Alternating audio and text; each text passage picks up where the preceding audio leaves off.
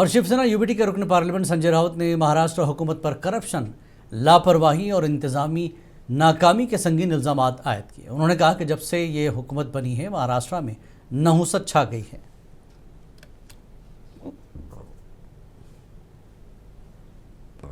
फडणवीस राज्य के मुख्यमंत्री बने फिर से, तब से इस राज्य को पनौती लगी है, जैसे दिल्ली में भी लगी है। अहमदाबाद के हवाई जहाज का जो एक्सीडेंट होगा उसमें भी महाराष्ट्र के 15-16 लोग मर गए।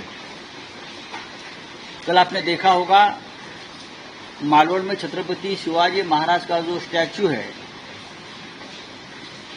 उनको भी फिर एक बार धक्का पहुंचा है, जमीन धंस गई है तो चबूतरा। बाद में पुणे डिस्ट्रिक्ट में इंद्रायणी नदी के ऊपर का जो एक ब्रिज है वो टूटकर 100 से ज्यादा लोग पानी में बह गए। उसमें से अभी भी 40 लोगों का अता पता नहीं चल रहा है। ये बहुत बड़ा हादसा है।